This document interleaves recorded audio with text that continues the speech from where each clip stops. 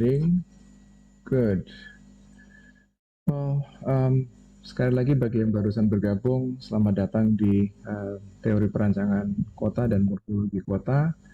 Pada sesi kali ini kita akan bicara tentang kriteria perancangan kota. So, um, sebelum saya lupa, seperti yang telah kita lakukan berapa 2-3 minggu belakangan ini, kelas B dan kelas C, um, kelas B dan kelas C saya gabung. I forgot this as well. Okay, silahkan scan QR code yang ada di layar untuk kelas B dan kelas C untuk mengisi presensi. QR code ini akan saya tampilkan kembali di sepanjang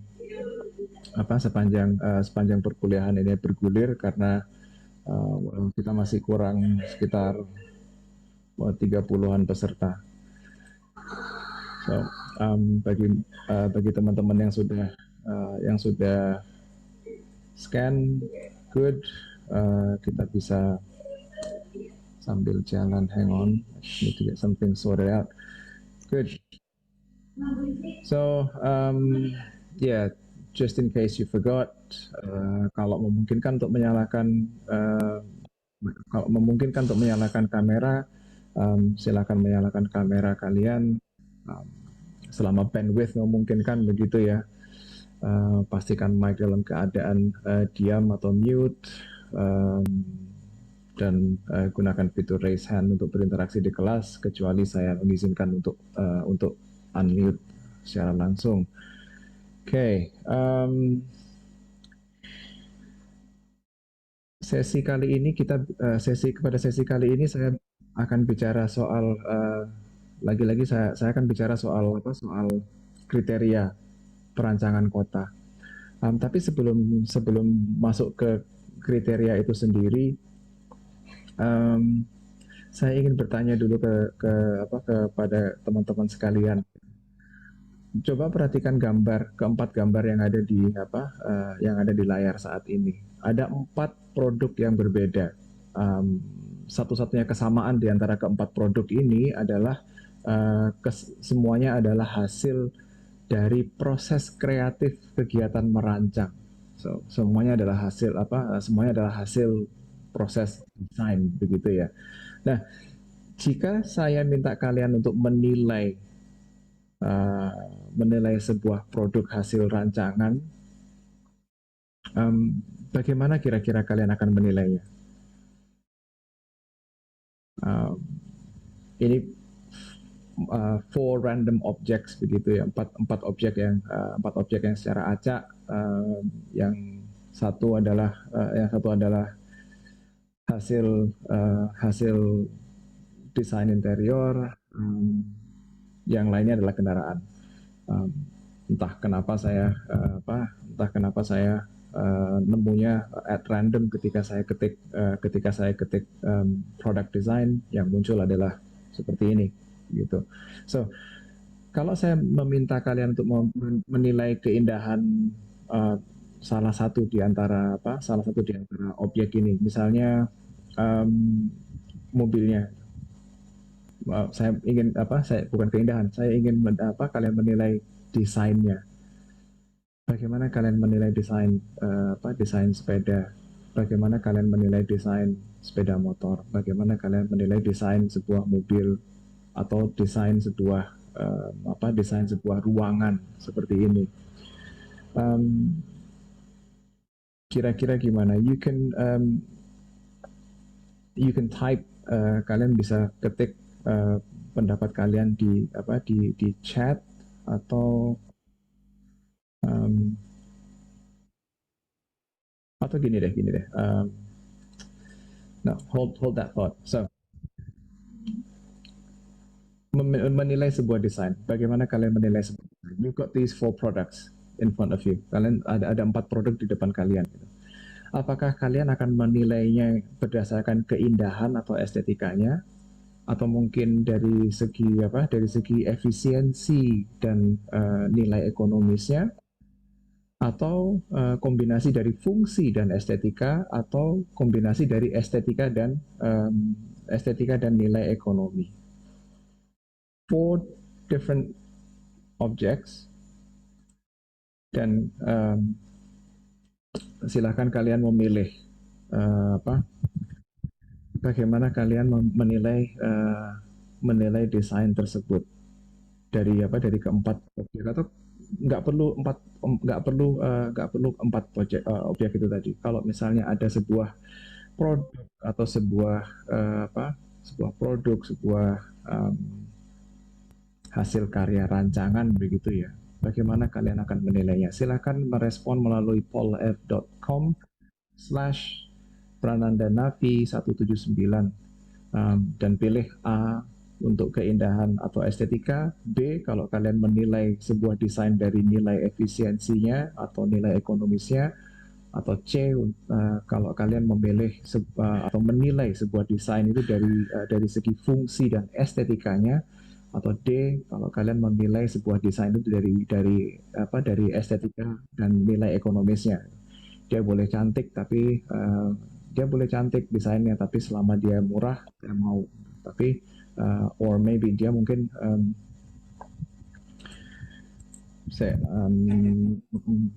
tidak bisa mengisi presensi. Oke. Don't worry, terima kasih telah memberitahu. So again, bagaimana kalian menilai sebuah desain? Keindahan atau estetika, efisiensi dan ekonomi, fungsi dan estetika, atau estetika dan ekonomi.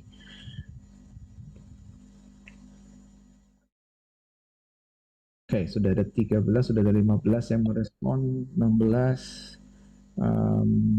I think we can see the live results here. Right. Sebagian besar memilih dari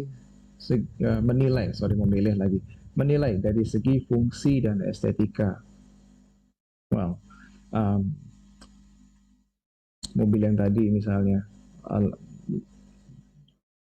a supercar, fungsinya adalah memindahkan kita dari A ke B, tapi well, you might as well look good while moving, gitu kan. Okay, fungsi dan estetika. How many people do we have already? Ya oke, saya kira it's safe to say kalau efisiensi dan ekonomi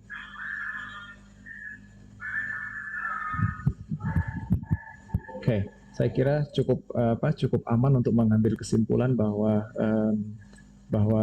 sebuah desain harus berfungsi dan sekaligus dia harus memiliki nilai estetis gitu ya. Oke, saya lock dulu jawabannya. Thank you very much for your responses. Dan itu akan kata kunci fungsi dan estetika itu nanti akan kita bawa terus sepanjang diskusi soal kriteria perancangan ini tadi. Gitu.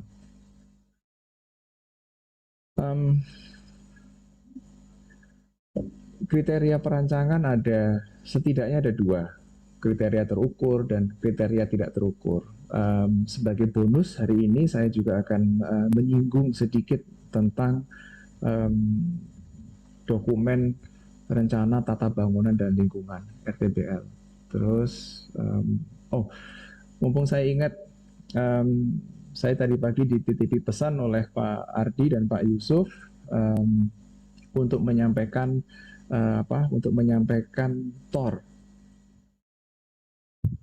tugas besar yang tentunya nanti akan kita diskusikan juga gitu. Mungkin ketika kalian mengakses kelas ini, mungkin kalian sudah melihat atau sekilas terlihat ada section di bawah link yang mengindikasikan sebuah assignment gitu ya. So that's another point. Jadi ada empat hal yang ingin saya sampaikan hari ini gitu.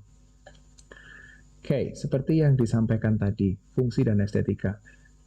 memang desain itu biasanya dinilai dari aspek menurut aspek estetikanya. Traditionally desain itu dinilai keberhasilannya, berhasil atau tidaknya itu dari aspek estetikanya gitu. Tapi ada juga sekelompok orang begitu yang menilai keberhasilan sebuah desain dari segi fungsi, efisiensi, bahkan nilai ekonomis gitu. Dan agar holistik begitu, maka ditetapkanlah kriteria rancangan, yaitu kriteria terukur dan tidak terukur. Kalau kita murni menilai keberhasilan sebuah desain itu dari aspek estetikanya, how can we measure? Bagaimana kita bisa mengukur kecantikan? Bagaimana kita mengukur keindahan? Karena mungkin nilai 5 saya adalah nilai 3 kalian gitu, atau mungkin nilai 5 saya adalah nilai 7 kalian gitu. So sulit untuk menetapkan.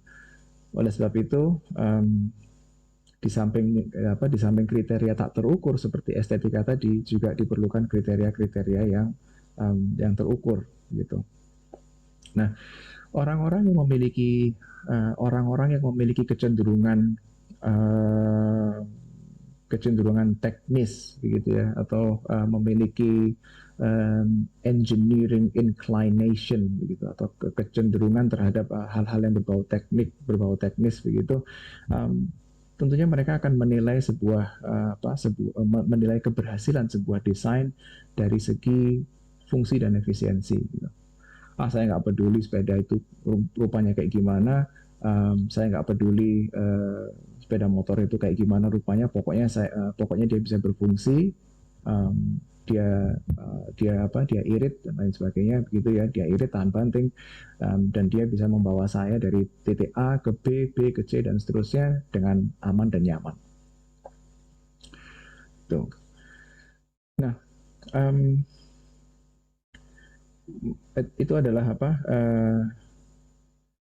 dan kelompok orang-orang yang seperti itu akan menilai keberhasilan sebuah desain itu dari lensa kriteria terukur. Di sisi lain, ada juga sekelompok orang yang menitik beratkan pada aspek estetika dan seni merancang begitu. Dan kelompok ini itu memiliki kriteria desain atau memiliki kriteria keberhasilan desain yang tidak terukur gitu. Bahkan sekalipun produk itu gagal, selama dia memenuhi nilai-nilai estetika, maka ya udah nggak apa-apa gitu. Dan terus kalau kayak gitu bagaimana mereka bisa memastikan bahwa desain itu berhasil atau tidak? Well, kalau orang yang biasa dengan kriteria tak terukur, mereka menilai keberhasilan desain itu tergantung pada feedback yang diperoleh dari rekan-rekan sejawatnya gitu. Jadi kalau misalnya nih dari sekian banyak orang, dari sekian banyak rekannya, dari sekian banyak temannya dan orang asing lainnya begitu menilai, karyanya bagus, ya sudah, berarti paling ada 1-2 yang outlier gitu ya, eclectic gitu, 1-2 yang bilang kayak gitu tapi yang lainnya bilang bagus, ya that's fine, berarti the design works gitu ya. Nah, dari kedua golongan ini tentunya sebenarnya ada perpotongan gitu. Ada perpotongan di antara kedua himpunan manusia itu tadi. Dan perpotongan inilah yang mengindikasikan keseimbangan antara aspek-aspek yang terukur dan yang tidak terukur itu tadi. So, dan itu adalah katakanlah itu sebagai sweet spot begitu ya, sweet spot. Jadi ketika kalian diminta untuk merancang sesuatu, baik itu sebuah kawasan atau bahkan sebuah gelas gitu ya. Idealnya hasil rancangan kalian itu terdapat pada sweet spot ini, terdapat pada perpotongan antara kriteria terukur dan tak terukur ini tadi. Okay, enough about product design and everything else, gitu ya. Mari kita kupas masing-masing kriteria ini tadi. Kriteria terukur adalah by definition dia adalah sebuah kriteria yang dapat diukur secara kuantitatif, gitu. Dimensinya berapa senti, gitu. berapa kali berapa senti, gitu.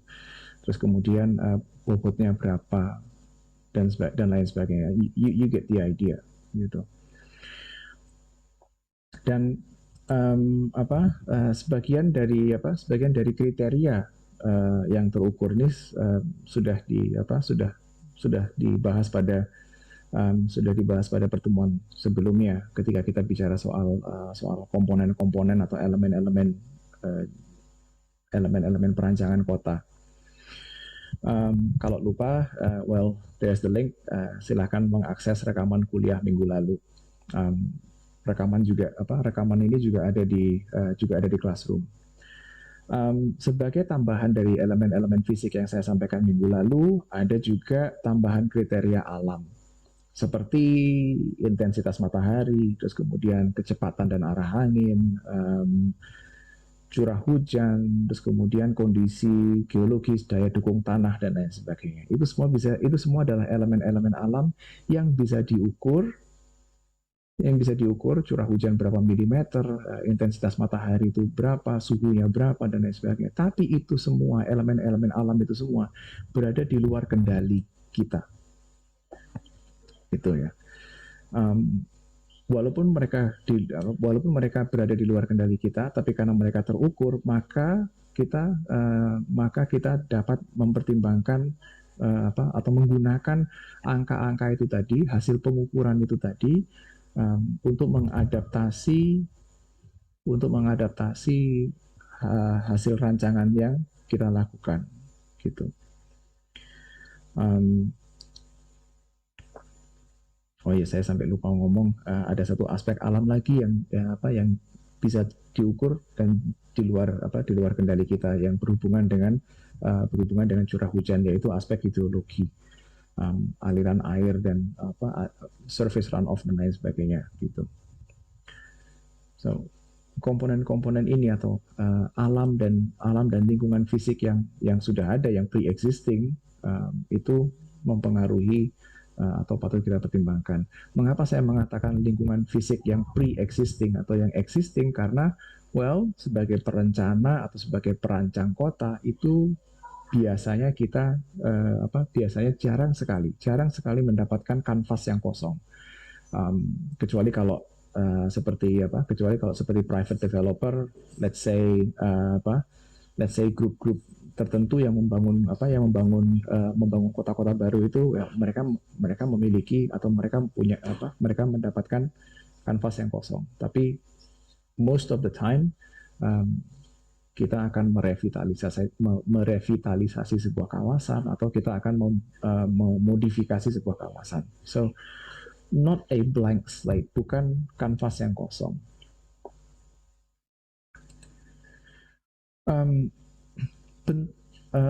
Kriteria terukur yang dapat kita kendalikan, yang dapat kita manipulasi dalam upaya kita melakukan perancangan kawasan atau perancangan kota itu adalah bentuk, massa dan intensitas, bentuk permasaan dan intensitas pemanfaatan lahan atau intensitas bangunan itu sendiri. Dan ada 3 parameter yang mungkin secara universal itu diadopsi, begitu ya, yaitu floor area ratio, sky exposure plane, dan yang terakhir adalah density atau intensity. So kalau kita lihat masing-masing masing-masing komponen, masing-masing kriteria atau masing-masing perangkat pengendali itu tadi. Floor area ratio atau VAR, FAR, basically dia adalah VAR adalah jumlah seluruh luas lantai yang terdapat pada sebuah persil atau sebuah lahan begitu.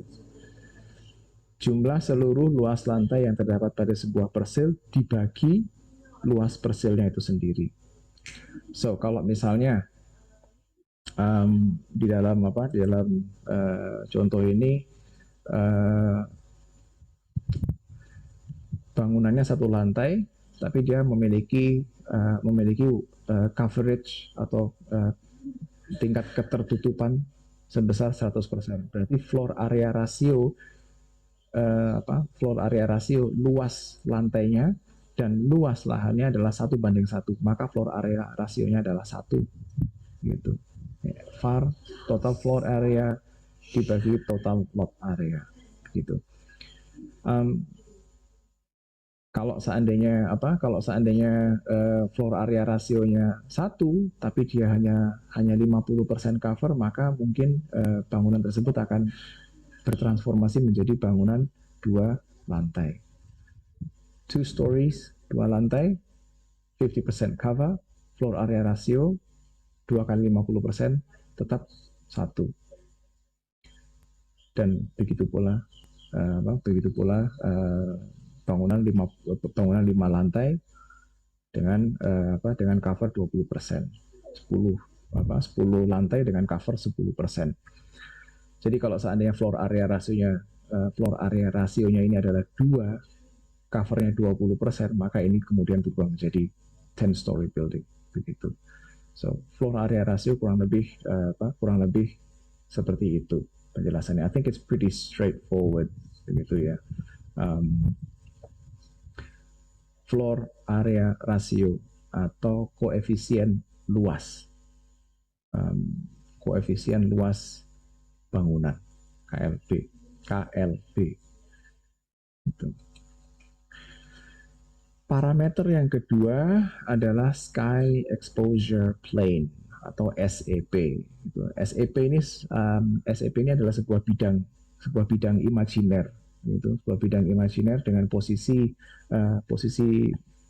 miring, at an angle begitu, posisi miring dan letaknya melayang di atas garis permukaan jalan.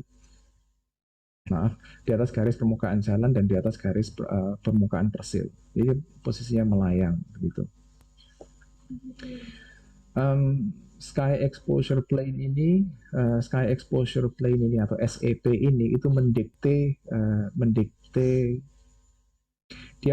bentuk bangunan sebenarnya. Jadi kalau misalnya masa bangunannya itu jadi awalnya blok kotak begini karena ketentuan perhitungan SEP yang bergantung pada lebaran jalan dan lain sebagainya, maka dia mungkin perlu melakukan adjustment seperti ini gitu. Jadi kalau seandainya garis bidang imajiner ini kita tarik terus ke atas dan gedung ini makin tinggi, maka kita akan melihat semakin banyak unda-undaan begitu. Nah, di Sky Exposure Plane atau SEP ini mungkin ideal kalau seandainya jalan atau jalur sirkulasinya cukup lebar dan bangunannya cukup tinggi. Tapi kalau di jalan-jalan yang sempit seperti disebutkan di sini, on narrow streets the slope will be less than on wide streets.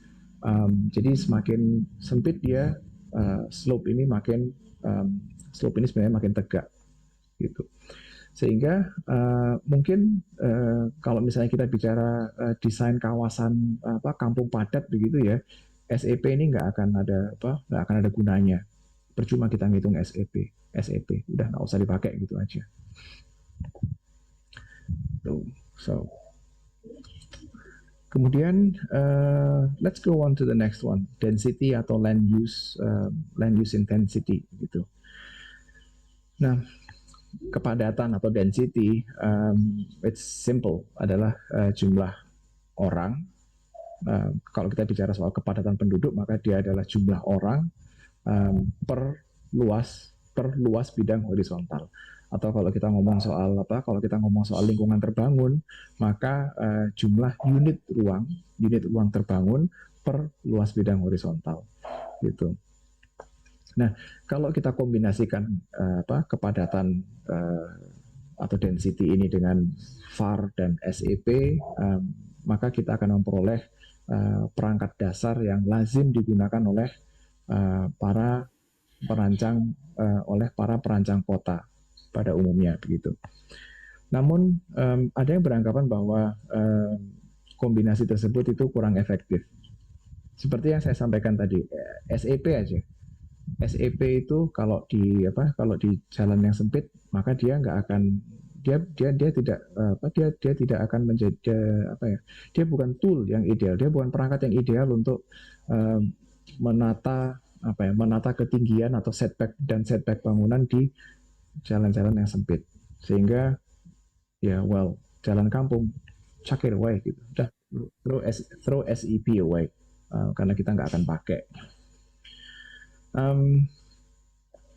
Floor area ratio sendiri, VAR, itu juga kadang-kadang pada beberapa konteks nggak masuk akal. It doesn't make sense. Again, kalau kita bicara soal perkampungan padat dan lain sebagainya, kadang-kadang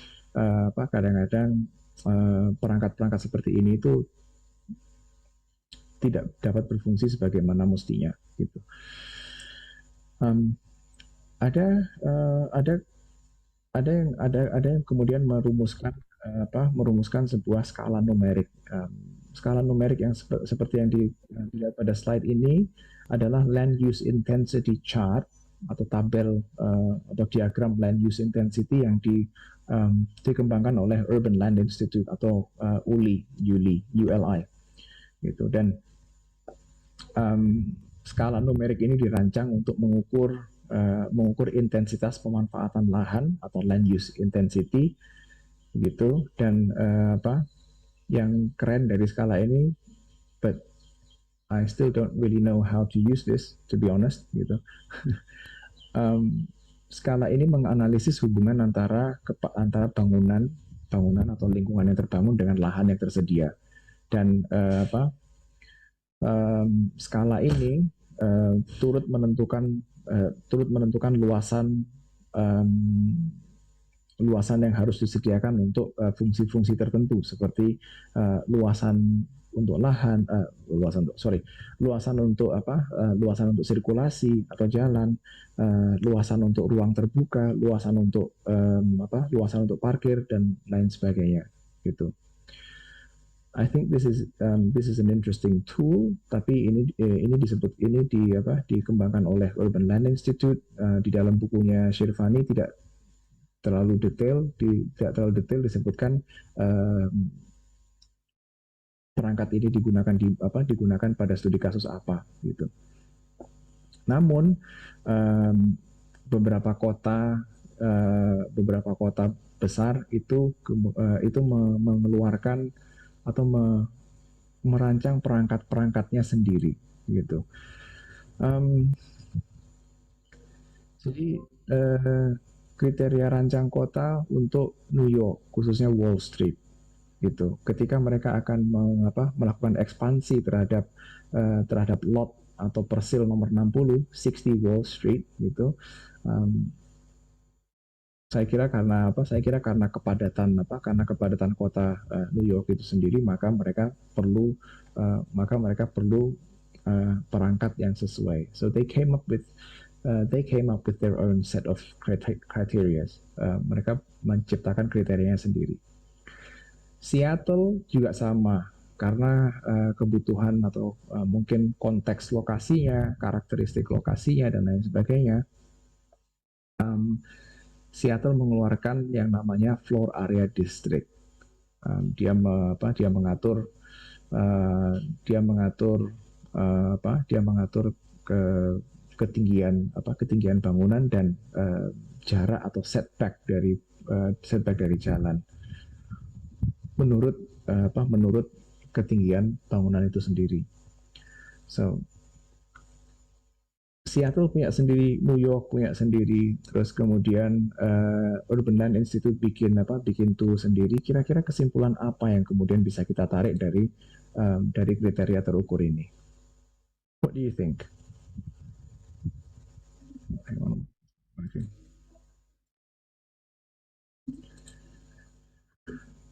So kesimpulannya apa? Would anybody like to have a guess?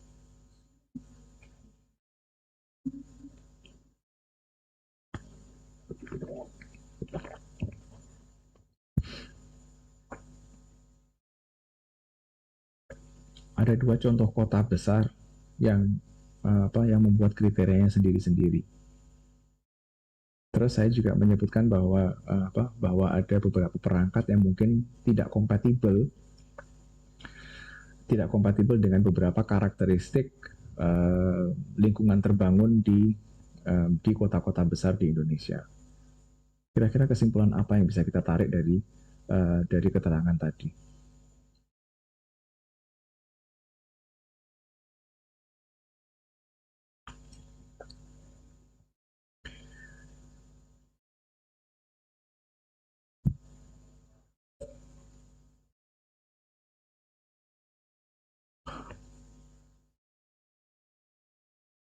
Well, kriteria itu nggak bisa disamakan di seluruh daerah kota, bergantung karakteristiknya. Yes, betul sekali. Tidak bisa disamakan atau mungkin tidak ada perangkat atau kriteria yang sifatnya universal atau one size fits all. Oke. Kriteria terukur disesuaikan dengan kondisi dan kebutuhan dari perkotaannya. Good. Berarti kriteria-kriteria yang terukur itu tadi sebenarnya sangat bergantung pada konteks dan lokasi, konteks lokasi dan mungkin bahkan sampai ke level kebiasaan masyarakat setempat gitu. Selain kondisi alam dan lain sebagainya. So thank you for that. Terima kasih atas masukannya teman-teman. Yes, sangat-sangat kontekstual.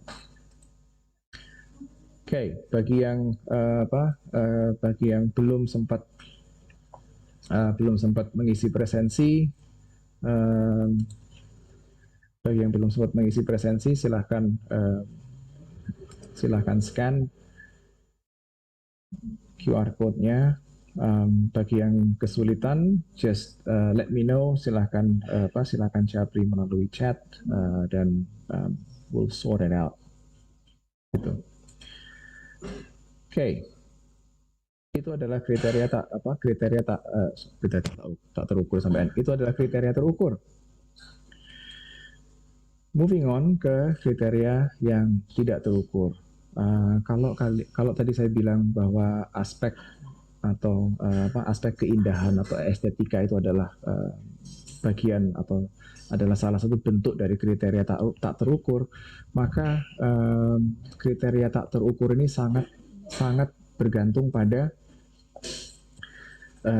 kriteria tak terukur ini sangat bergantung pada sensori dan persepsi kita sendiri-sendiri. Gitu.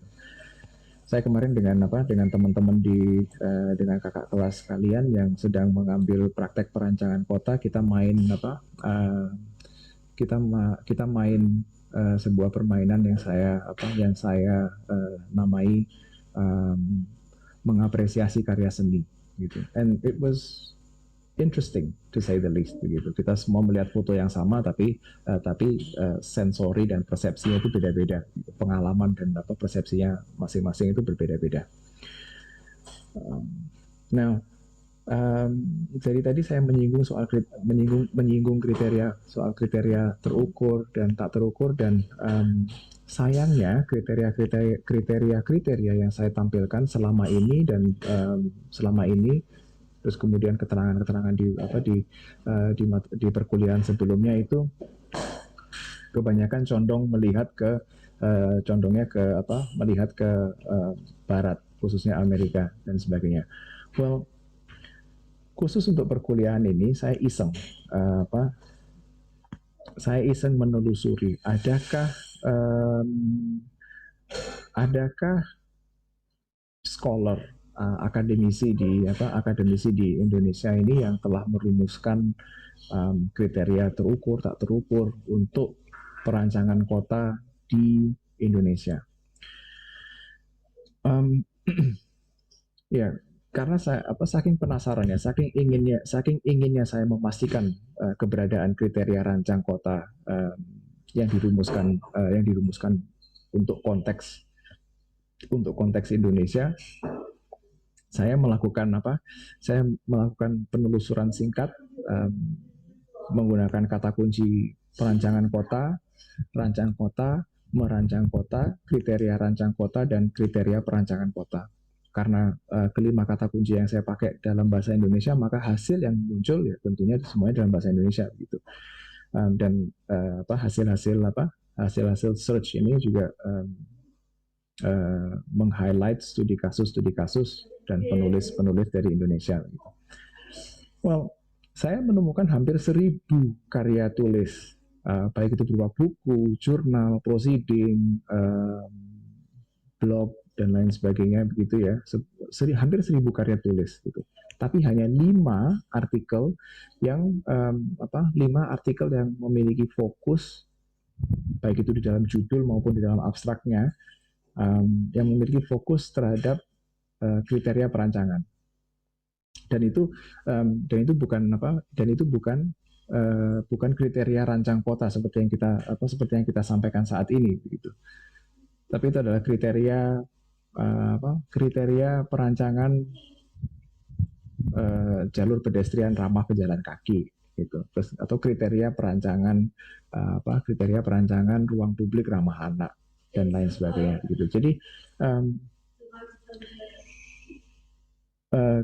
masih banyak ruang untuk kita eksplorasi bersama, untuk untuk merumuskan atau mengusulkan, menggagas sebuah daftar kriteria perancangan kota Nusantara yang sekiranya ini kebalikan dengan apa yang saya sampaikan sebelumnya, nggak ada yang one size fits all gitu ya, tapi kriteria yang bisa mewakili karakteristik dari Sabang sampai Merauke misalnya. So that's nice. Hanya 0,5% more or less yang membahas soal kriteria, dan itu pun nggak sampai tidak menyajikan kriteria-kriteria yang kita butuhkan. So untuk sementara ini kita gunakan kriteria apa adanya aja dulu. Gitu. Oh, and by the way, kalau mumpung saya lihat screenshot ini gitu.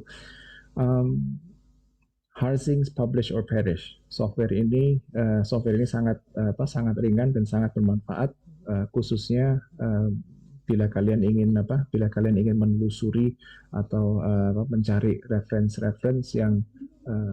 referensi atau pustaka begitu dengan cepat dan lebih akurat dibandingkan Google Search, bahkan dibandingkan Google Scholar Search itu sendiri gitu. So check this out, Publish or Perish gitu, dan kalian bisa menganalisis tren fokus penelitian dan lain sebagainya. So I'm going all full nerd here right now. Okay, kembali ke saudara Shirvani. Shirvani membandingkan beberapa kriteria tak terukur dari sejumlah tiga dari sejumlah dari sejumlah pendapat atau sejumlah ahli gitu ya. Um, Beliau membandingkan beberapa kriteria tak terukur itu, terus kemudian berusaha menarik kesimpulan atau juga bisa dibilang bahwa beliau berusaha untuk menarik sebuah benang merah dari beberapa kriteria tak terukur itu, um, dan benang merahnya itu Shirvani memperoleh 6 kriteria, yaitu akses, that's my point, yaitu akses, keserasian, compatibility, keserasian, views, vista atau pemandangan, kemudian identitas, sense atau atmosfer, dan yang terakhir adalah livability gitu. Akses itu erat sekali kaitannya dengan keamanan dan kenyamanan bersirkulasi dan bernavigasi gitu. Dan keamanan dan kenyamanan kita bergerak di sebuah kawasan atau di sebuah lokalitas itu sangat bergantung dari sangat bergantung dan cukup banyak bergantung pada kemudahan kita untuk berorientasi dan menemukan berorientasi terhadap lokasi, kira-kira aku di mana ya begitu, dan serta kejelasan arah. Kalau saya ke sana pasti akan ke sana, pasti akan ke A. Kalau ke sana pasti akan ke B dan lain sebagainya. So yang dimaksud dengan akses itu adalah seperti itu. Compatibility atau keserasian itu menyinggung soal kesesuaian sebuah desain dengan karakter lingkungan di sekitarnya. Itu bergantung pada lokasi, kemudian kepadatan bangunan, kepadatan penduduk, kepadatan penduduk. Kita ngomong soal yang fisik aja. Lokasi, kepadatan bangunan, warna, bentuk, dan bahkan sampai ke bahan bangunan gitu ya. Kalau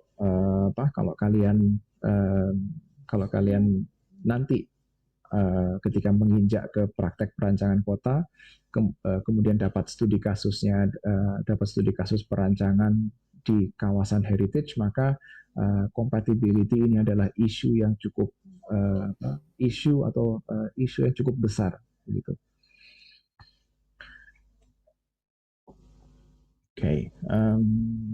Bahan bangunan, terus kemudian views atau vista atau pemandangan, atau mungkin bukan pemandangan seperti pegunungannya cantik, itu enggak. View vista di sini itu adalah pandangan sebenarnya, atau sight lines gitu, keleluasaan pandang,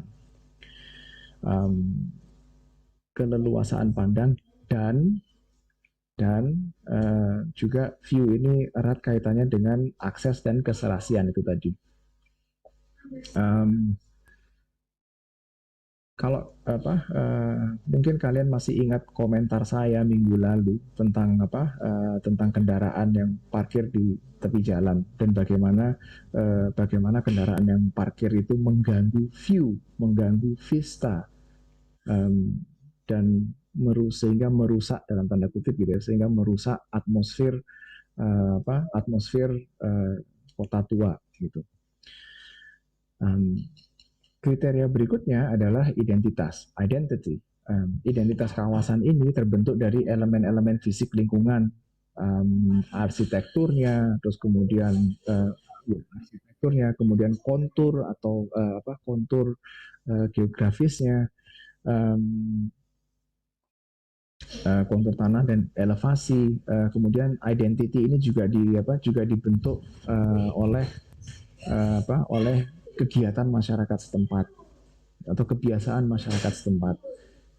Ingat cerita saya kemarin soal kelompok teater kelompok teater lansia itu, yaitu adalah bagian dari identitas lokasi tersebut atau identitas lokalitas tersebut, begitu, identitas place ya tadi. Selain kegiatan itu ya, dan nilai-nilai lain mungkin yang membuat kawasan tersebut itu dapat kita dapat kita pahami, dapat kita rasakan secara visual gitu. Oh, aku tahu kalau aku di I know I am in Hangzhou ketika aku melihat ada sekelompok lansia yang sedang bermain teater di sore hari di tepi danau misalnya. Atau aku sekarang ada di Ponorogo karena di alun-alunnya kalau sore hari atau pagi hari di alun-alunnya kalau ada alun-alun Ponorogo, correct me if I'm wrong, ada beberapa kelompok reok yang berlatih di situ kayak gitu. So itu adalah contoh kegiatan yang membantu kegiatan masyarakat yang membantu membentuk identitas sebuah kawasan atau sebuah tempat. Tuh. Dan kalau kita lihat itu ya kita akan paham. Pemandangan ini hanya ada di Ponorogo. Pemandangan seperti ini, orang-orang yang kayak gini ini hanya ada di hanya bisa kita temukan di atau pemandangan seperti ini hanya bisa kita temukan di Surabaya, hanya bisa kita temukan di Jakarta dan lain sebagainya. Next criterion yaitu sense. Sense di sini adalah persepsi terhadap kawasan yang dibentuk oleh bentuk fisik dan kualitas spasial lingkungannya. It's a bit harder to define that one. Dan kriteria yang terakhir adalah livability. Funny thing is, kriteria terakhir ini, livability ini sesungguhnya adalah tujuan utama atau ultimate goal dari kegiatan perancangan kota atau perancangan kawasan. Livability ini adalah konsep yang sangat vital, sangat krusial, gitu. Tapi seperti sense, livability ini cukup sulit untuk kita definisikan secara pasti, gitu. Di satu sisi, kalau kita bicara soal livability sebuah kota, atau sebuah tempat, begitu, maka mungkin kita akan terbayang kemudahan akses terhadap kesempatan untuk bekerja, akses terhadap akses untuk memperoleh layanan pendidikan dan layanan kesehatan yang adil, dari hal-hal yang sifatnya basic services seperti itu sampai ke kesempatan untuk memperoleh pengayaan kultural melalui event atau melalui kegiatan kultural masyarakat, kemudian memperoleh pengayaan melalui lokalitas, nilai-nilai setempat, dan memperoleh pengayaan dari in general memperoleh pengayaan diri dari keberagaman penduduk. Begitu. Mengapa saya katakan demikian? Kalau sebuah kelompok itu homogen, mereka memiliki karakteristik latar belakang yang kurang lebih sama, gitu ya, maka perspektif yang berkembang di dalam kelompok tersebut akan bias gitu-gitu aja, gitu. Tapi kalau terus kemudian banyak pendatang yang membawa nilai-nilai baru, membawa latar belakang mereka dan lain sebagainya, maka harapannya interaksi tersebut akan memperkaya wawasan, memperluas wawasan, dan memperkaya kelompok tersebut secara kultural, begitu. Although tidak jarang kalau terus kemudian yang terjadi bukannya pengayaan tapi malah saling gasaan begitu ya, atau friksi. Oke, itu sisi non fisik. Nah, di sisi lain livability ini memiliki dimensi fisik dimensi fisik yang sudah sepatutnya menjadi perhatian para perancang kota. Gitu. As you can see, dari penjelasan kriteria tak terukur ini tadi, antara akses, compatibility, view, identity sampai ke livability itu mungkin ada beberapa bagiannya yang saling tumpang tindih, gitu, yang saling overlapping. Namun ya itulah namanya juga kriteria tak terukur. Maka batas antara akses, compatibility, view dan lain sebagainya juga blur begitu ya, atau blur atau kabur gitu. Nah, sekedar lewat aja begitu ya. Diagram ini menggambarkan kontinuum atau kontinuum itu apa ya? Kontinuum antara kriteria kontinuum kriteria perancangan kota, urban design criteria continuum. Anak panah yang di atas itu mendeskripsikan pendekatan yang dianut.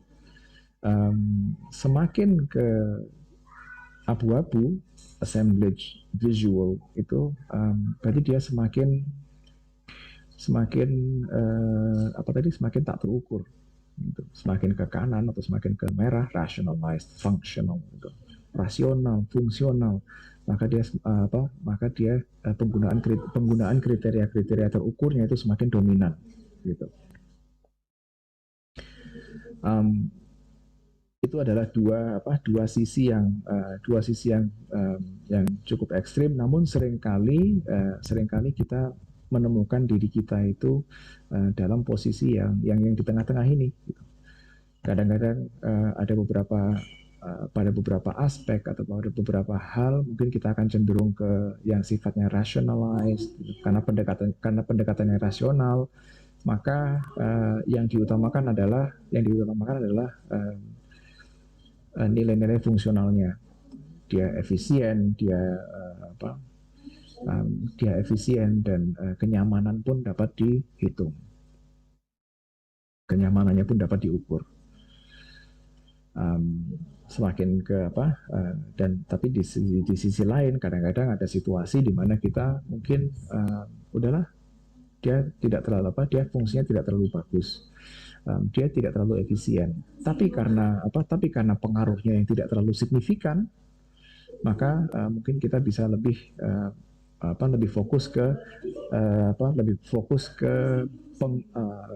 kemasannya, ke bagaimana elemen ini tadi bisa tampil menarik, begitu, walaupun dia fungsinya tidak terlalu signifikan. Nah, kok cepet ya? Anyways, minggu lalu ada yang berkomentar soal sepertinya kota-kota besar di Indonesia itu kok kesannya tidak memiliki atau mungkin kesannya tidak dirancang dengan baik begitu. Lalu saya menjawabnya dengan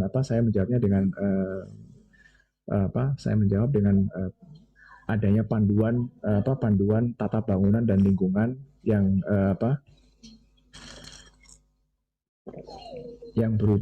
dituangkan dalam dokumen rencana tata bangunan dan lingkungan atau RTBL.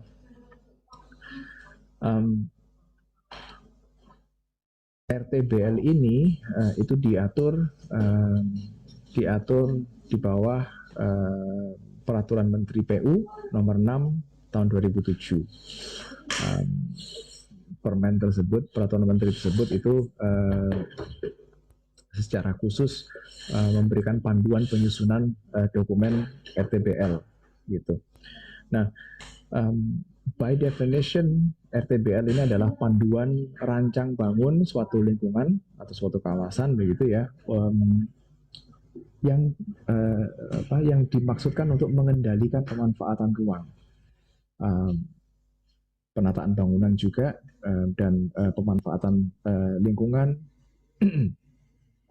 Dan dia RTBL ini juga memuat materi-materi pokok, ketentuan program bangunan dan lingkungan, terus kemudian dia juga mengandung rencana umum, terus panduan rancangan, bahkan sampai ke rencana investasi, ketentuan pengendalian rencana, pedoman pengendalian dan lain sebagainya.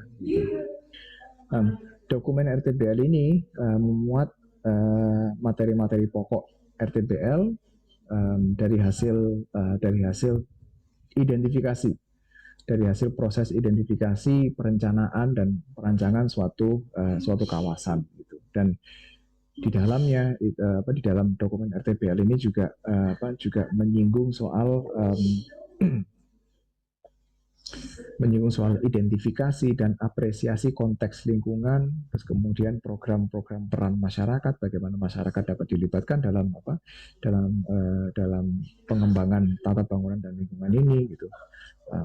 Kemudian ada aspek pengelolaan dan pemanfaatan aset-aset properti kawasan gitu.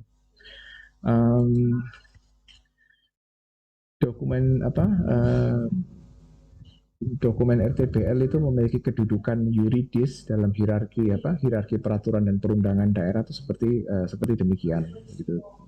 Here it is, RTBL itu di sini. RTBL ini bergandengan tangan dengan rencana teknik ruang kawasan kota atau kabupaten. Kadang ini ada, kadang enggak. It depends. RTBL ini merupakan pengejawantahan atau pendetailan dari RDTR atau Rencana Detail Tata Ruang Kabupaten atau Kota. Gitu. RDTR ini didetailkan, dan RDTR ini juga RDTR diperdakan, dan Perda ini dan perda-perda lainnya yang terkait, dia akan membantu atau menjadi landasan hukum dalam penyusunan RTBL ini tadi. Terus lebih detail lagi, maka dia sudah masuk ke sebuah ke lingkup yang lebih kecil, 1 atau 2 persil gitu, rencana tapak dan bangunan gedung atau rencana arsitektur lanskap. Terus kemudian di bawah rencana tersebut ada rencana pelaksanaan pembangunan kawasan kota gitu. Berbeda kalau RDTR RDTR dan RTRW itu ditetapkan melalui Perda atau dijadikan Perda, maka RTBL ini ditetapkan dengan peraturan bupati atau peraturan wali kota gitu. Nah, pihak swasta atau masyarakat itu dapat menyusun RTBL atas dasar kesepakatan sendiri, asal tetap memenuhi persyaratan yang berlaku pada kawasan yang bersangkutan dengan persetujuan Pemda setempat. Dengan demikian RTBL ini akan efektif sebenarnya kalau sudah ada dokumen RDTR, paling nggak sudah ada RDTR kabupaten atau kota. Kalau belum ada, most of the time RTBL ini akan sulit untuk terwujud, gitu ya.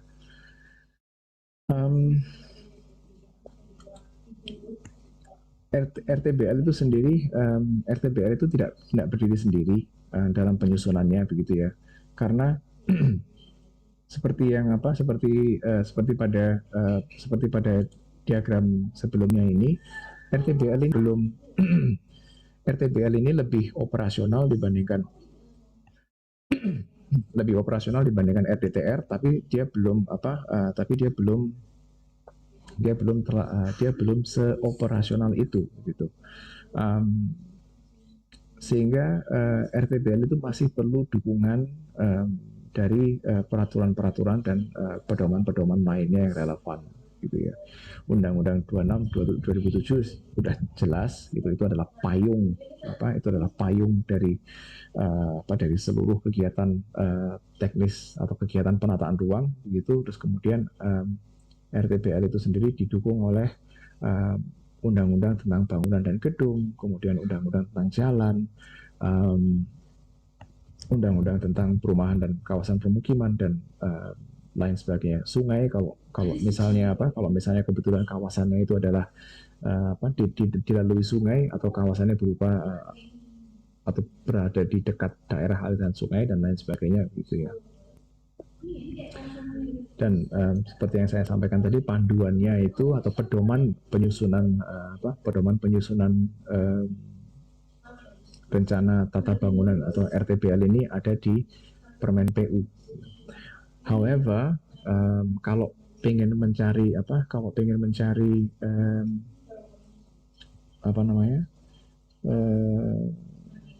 mencari rumus detail seperti FAR dan SEP yang saya tunjukkan tadi, itu nggak ada di Permen PU tersebut, karena ini peraturan menteri, itu terlalu jauh dari konteks lapangan gitu. Ini adalah pedoman umum. Ada panduan-panduan teknis lainnya, but we'll get into that a little later. Now, the moment some of you have been waiting for, maybe, gitu ya. Saya pengen bicara soal evaluasi. Oh, hang on.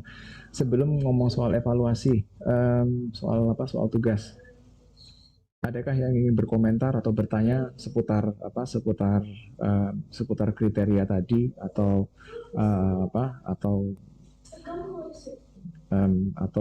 RTBL ini? Kalau nggak ada, kita bisa moving on ke pengumuman tentang tugas besar, dan mungkin saya beri sedikit virtual tour begitu,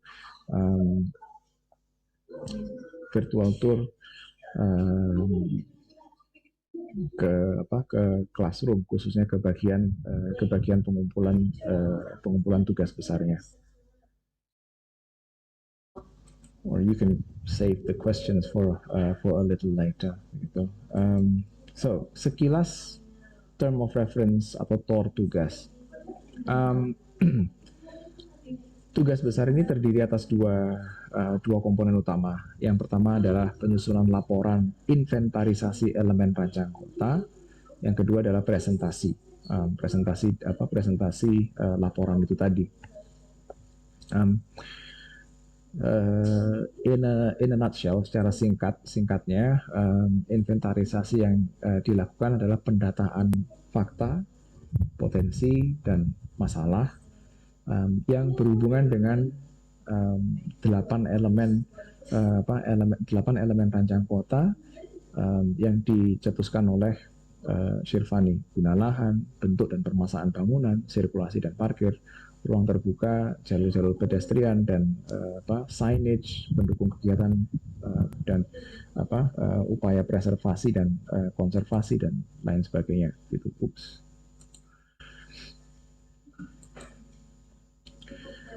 So, lokasinya, lokasi atau wilayah studinya itu terserah kalian.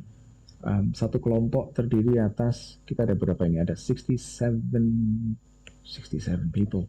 That's a lot. Masing-masing kelompok, kalau menurut TOR adalah 5 orang. Satu kelompok 5 orang, dan lokasinya terserah kalian. Yang penting kawasan yang dipilih itu memiliki karakter mix atau multi use. Jadi ada huniannya, ada komersialnya, ada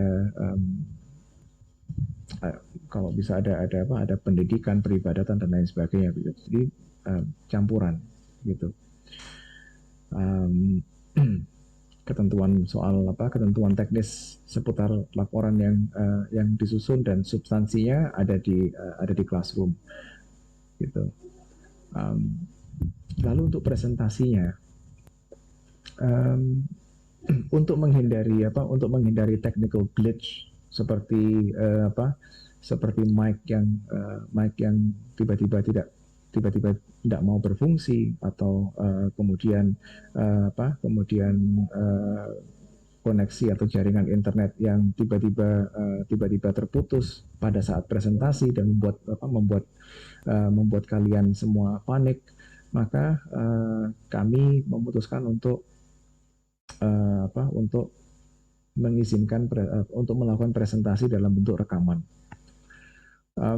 Rekaman presentasinya dengan durasi maksimal per kelompok, maksimal durasinya adalah 10 menit gitu. Dan rekaman ini kemudian nanti akan diunggah ke Flipgrid.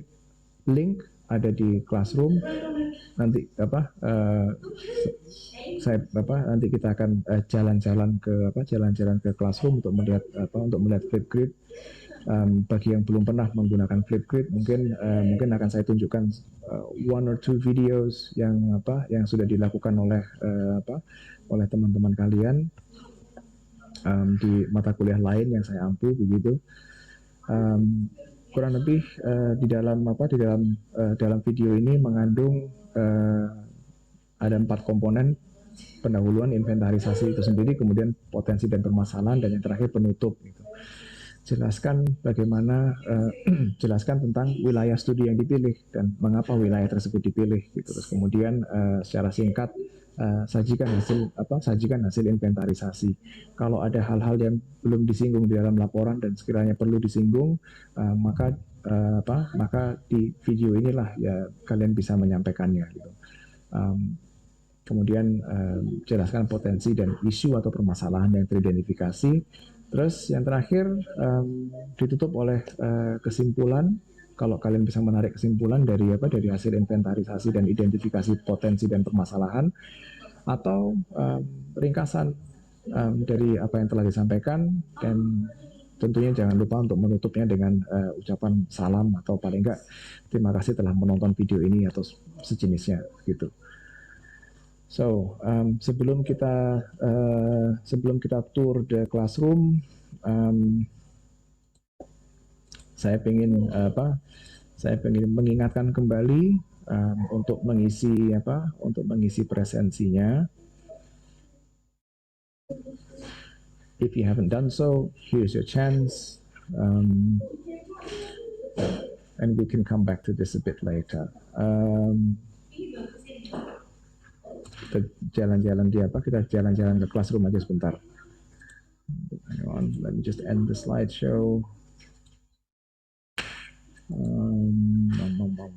Where's Chrome?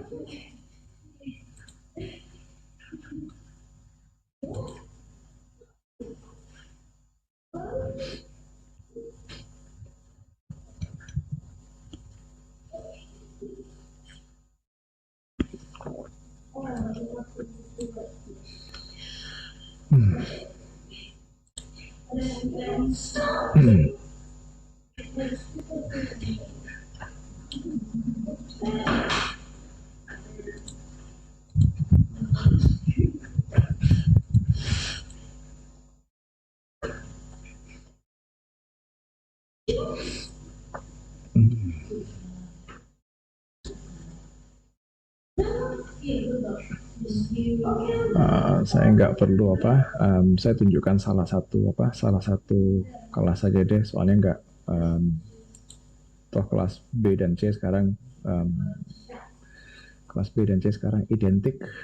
identical begitu. So here we are. Just let me share this with you.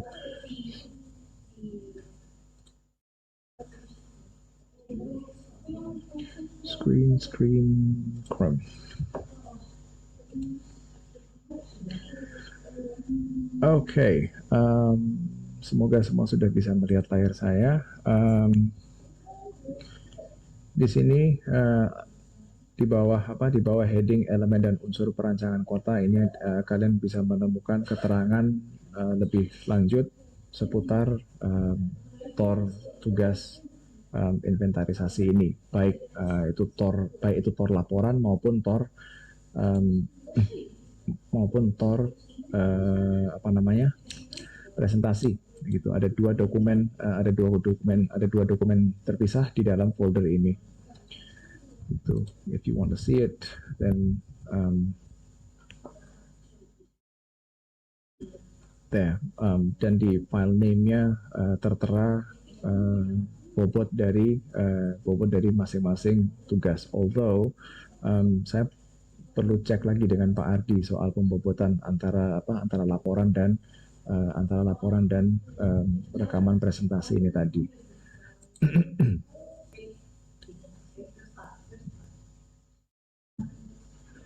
So, kemudian laporannya itu cukup laporannya sih straightforward. Deadline-nya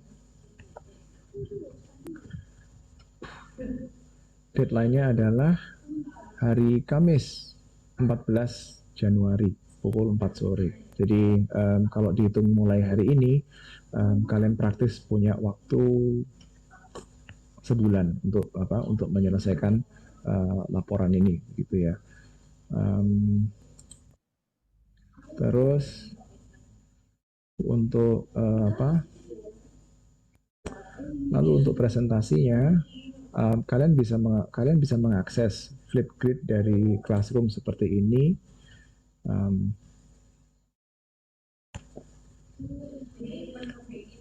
Oh, there you go. Ya. Yeah.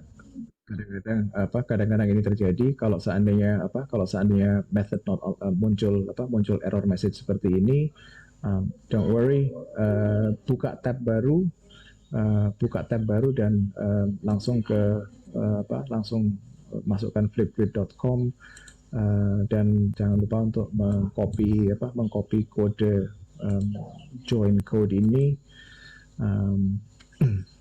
supaya bisa mengakses dan mengunggah video ke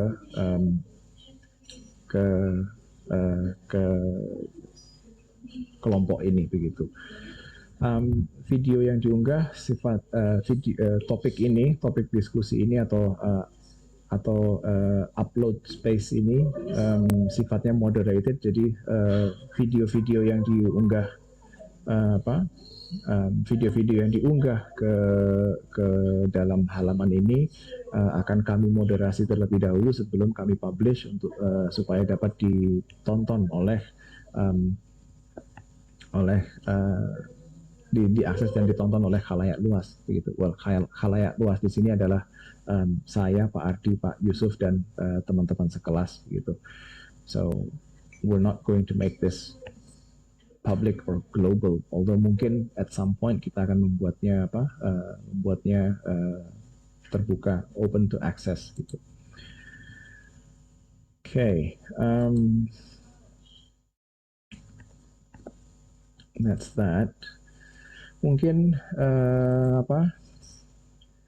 mungkin sebagian dari kalian akan bertanya, Pak, ini inventarisasi berarti kami harus melakukan survei dong, gitu. Well, yes, kalian harus melakukan survei, namun mengingat kondisinya seperti ini dan karena perkuliahan dilakukan secara jarak jauh seperti ini, kemungkinan besar kalian tidak berada di dalam lokasi yang sama.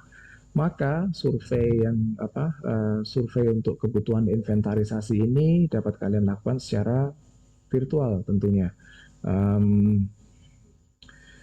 Semaksimal mungkin, sebisa mungkin memaksimalkan fungsi Google Maps, Google Street Views, dan kalau kadang-kadang di Google Maps dan Street View itu ada timeline slider, jadi kalian bisa melihat keadaannya beberapa tahun lalu dan keadaan sekarang misalnya. So itu mungkin bisa dimanfaatkan untuk membantu melakukan inventarisasi ini. Untuk identifikasi isu, identifikasi permasalahan di dalam kawasan tersebut, kalian boleh merujuk kepada sumber-sumber pemberitaan, seperti ya, sumber-sumber pemberitaan daring, um, I don't know, CNN, CNN, mungkin Kompas dan Tempo dan lain sebagainya gitu. Bisa itu mungkin bisa membantu dalam menelusuri atau mengidentifikasi permasalahan yang terjadi di kawasan yang terjadi di kawasan tersebut gitu. Terus then what else?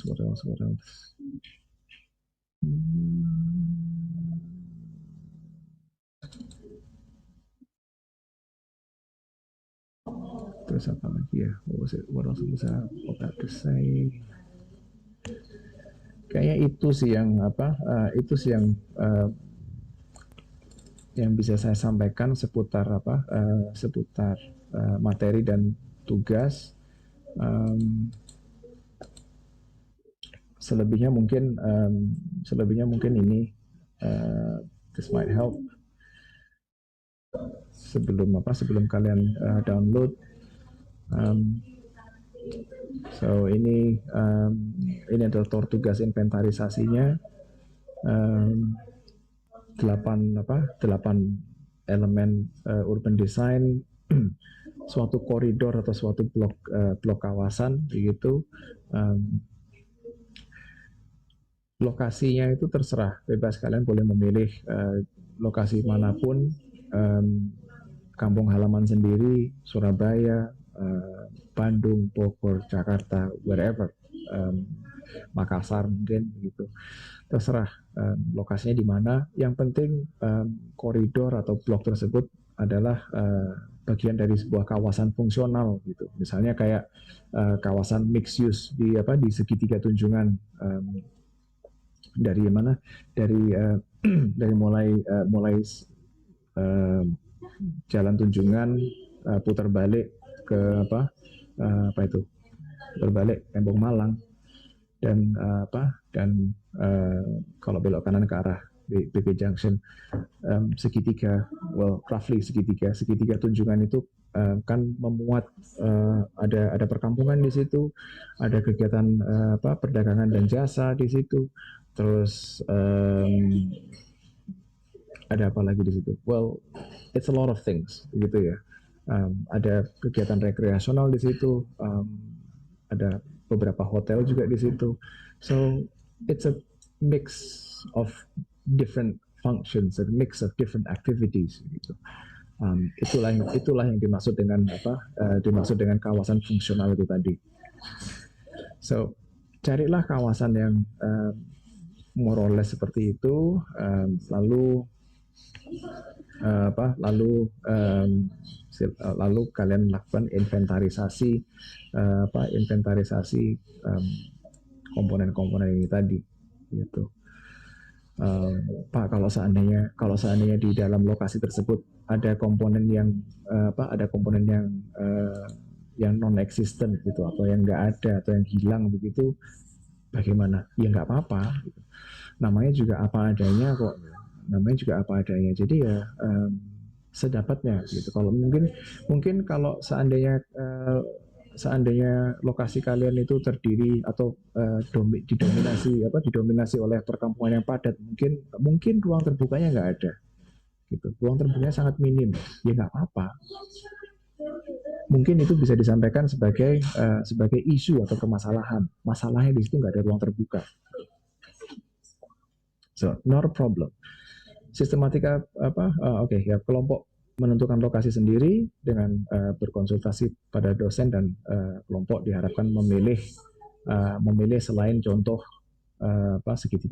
selain contoh Tunjungan ini tadi.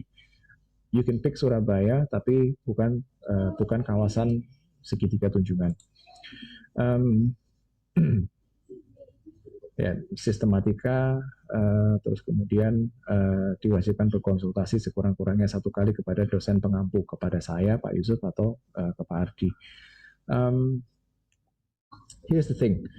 Uh, Pembentukan kelompok saya serahkan sepenuhnya kepada apa? Saya serahkan sepenuhnya kepada teman-teman sekalian.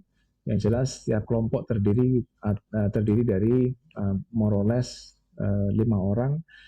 Karena kita ber 60 sekian, I expect about 12 atau 13 kelompok gitu ya. 12 atau 13 kelompok. Jadi masing-masing saya Pak Ardi dan Pak Yusuf dapat what 4 groups or so gitu ya. Please tentukan anggota kelompoknya hari ini. Kami tunggu supaya kami dapat menugaskan siapa yang dapat dosen pembimbing siapa begitu ya.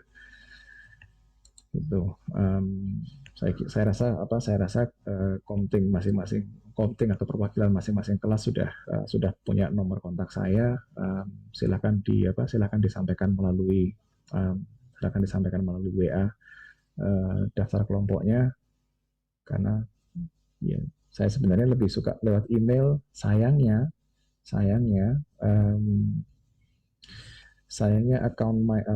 Microsoft account-nya ITS sekarang sedang maintenance, jadi email saya nggak berfungsi, OneDrive nggak berfungsi dan lain sebagainya. So that sucks. Gitu. Again, maksimalkan perangkat-perangkat survei jarak jauh seperti Google Maps, Google Earth mungkin. Karena Google Maps itu kalau nggak salah pada beberapa lokasi mungkin bentuk model 3 dimensinya nggak ada, setahu saya gitu. So Google Earth, Google Maps, Street View, maksimalkan itu, dan sumber-sumber pemberitaan lainnya atau sumber-sumber referensi lainnya. Kalau ada jurnal atau ada artikel proceeding yang kebetulan membahas kawasan yang kalian angkat, syukur alhamdulillah gitu ya. Itu juga bisa dimanfaatkan. Detail tentang pelaksanaan rekaman presentasi ini. Oh, I forgot, ada contohnya. So mungkin kalian ketika melihat batas maksimal atau durasi maksimal adalah di sini 15 menit, tapi Flipgrid hanya mengizinkan saya untuk membuka slot 10 menit per kelompok. I would advise against. Saya tidak menyarankan kalian untuk membagi atau men-split video kalian menjadi 2 bagian. Kalau bisa jangan. Maksimalkan penyampaian informasinya dalam waktu 10 menit itu. My connection is rather bad right now, jadi saya nggak akan buka link YouTube ini. Kalian bisa menontonnya sendiri. Durasi video ini sekitar 3 atau 4 menit, dan dia mampu menyampaikan inventarisasi itu secara cukup komprehensif. So you shouldn't have a problem, I suppose, begitu.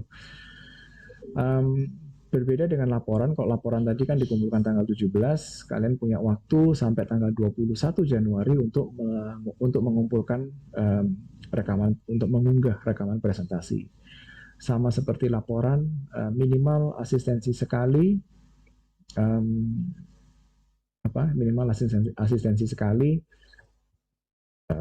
sebelum memfinalisasi hasil rekaman itu tadi. Makanya di Flipgrid saya aktifkan mode moderasi, supaya kalau misalnya kalian mau asistensi, kalian bisa unggah dulu di situ. Saya akses, evaluasi, dan mungkin kita perlu adakan sesi tatap muka seperti ini untuk konsultasi dan lain sebagainya. But ya, itu adalah alternatifnya gitu. Ada alternatif seperti itu. I think that's pretty much it dari apa untuk tour tugas. So, um, Oke, adakah yang ingin berkomentar, bertanya seputar tugas, seputar materi yang telah disampaikan tadi, or anything else for that matter? Saya persilahkan untuk langsung unmute atau bisa disampaikan melalui chat.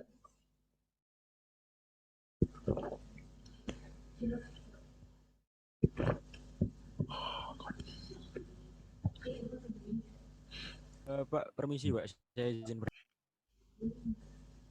Silakan. saya Rafli NRP 0043. Saya mau bertanya tentang ini Pak, tour tugas besar tadi Pak.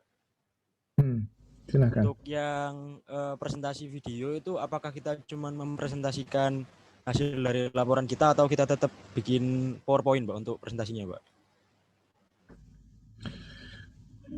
Oke.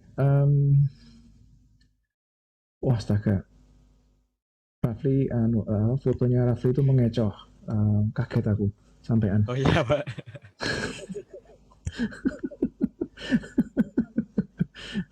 Goodness me.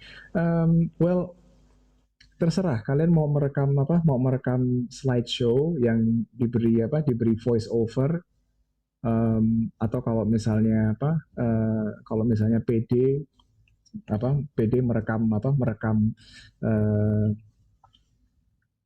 merekam langsung berbicara di depan kamera seperti ini, ya nggak apa-apa. Saya membebaskan gitu ya. Cuman kan pada saat menyajikan hasil inventarisasi, saat menyajikan potensi dan permasalahan, mungkin kalian perlu menampilkan beberapa diagram atau uh, foto gitu. Jadi terserah mau enak-enaknya gimana gitu. Makanya kami berharap untuk berharap kalian untuk asistensi paling enggak sekali lah gitu, supaya kita bisa supaya hasilnya bisa maksimal gitu. But yeah, good question. Makasih Raffi. Oh iya Pak, terima kasih Pak.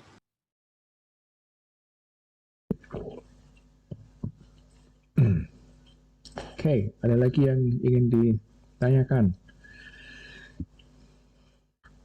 Permisi Pak, saya mau bertanya lagi Pak. Sure. Jadi itu yang untuk asistensinya kalau kita mau mengasistensikan laporan gitu, apakah cuman kita tinggal ngirim filenya ke WhatsApp atau kita bikin Zoom kayak gini, Pak? Tiap kelompok gitu, Pak. Again, itu sesuai itu kita sesuaikan aja, karena gini, ternyata ada beberapa mahasiswa yang malah nggak nyaman kalau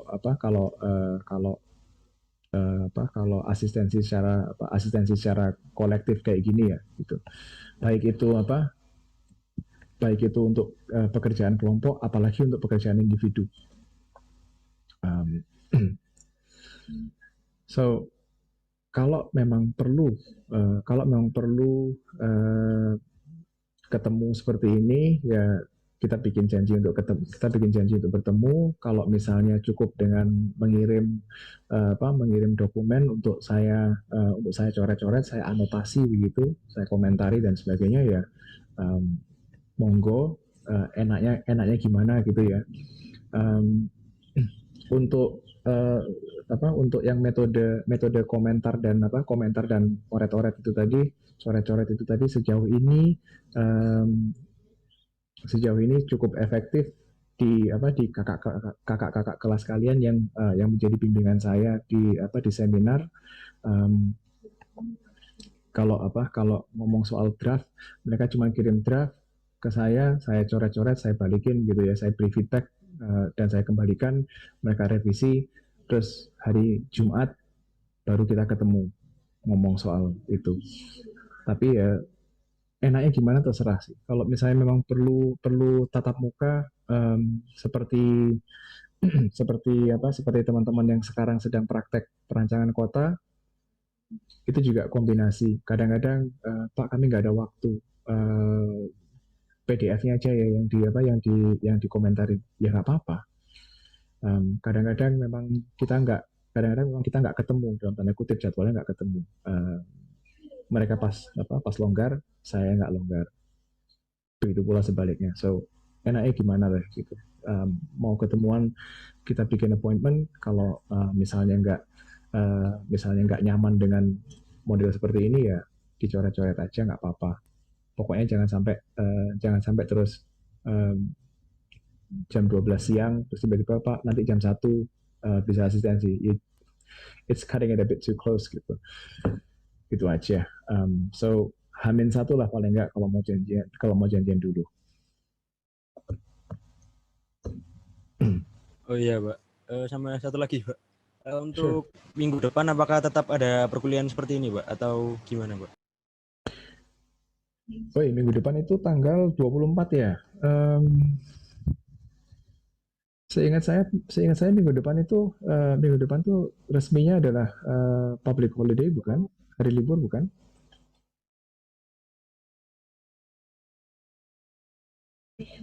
Does anybody Oh know? iya, Pak. Ya, resminya kan dia libur ya. Terus kemudian kalau nggak salah tanggal 31 dan tanggal 1 juga, juga kemakan hari libur.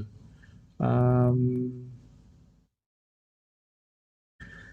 Tanggal 24 itu Christmas Eve.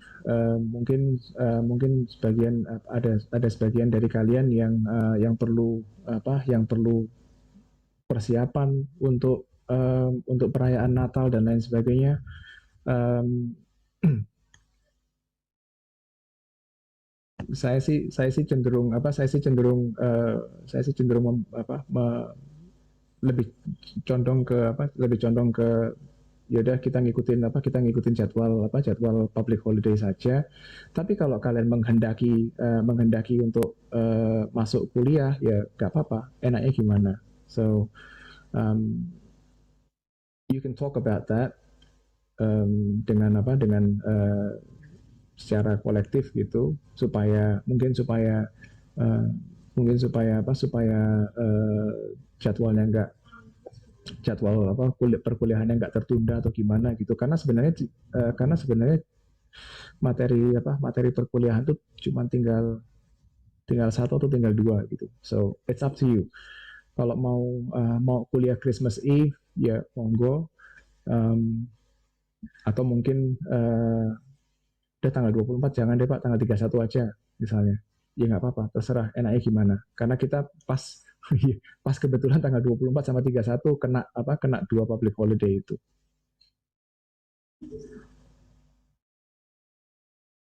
Oh iya, Pak. Terima kasih, Pak. Mhm.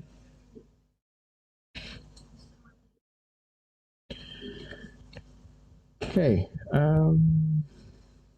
ada lagi yang ingin disampaikan mungkin? Pak, permisi mau bertanya. Sure, silakan. Iya, saya Arvin di RP 67. Saya ingin, apakah boleh meminta elemen urban design yang dimaksud itu, Pak? Kan di sini kan disampaikan kalau elemen urban design menurut Hamid Rifani adalah A, B, C, dan mungkin bisa minta jurnalnya, Pak, sebagai acuan. Buku Urban Design Process, yang dikarang oleh Hamid Shirvani itu sudah diunggah di Classroom.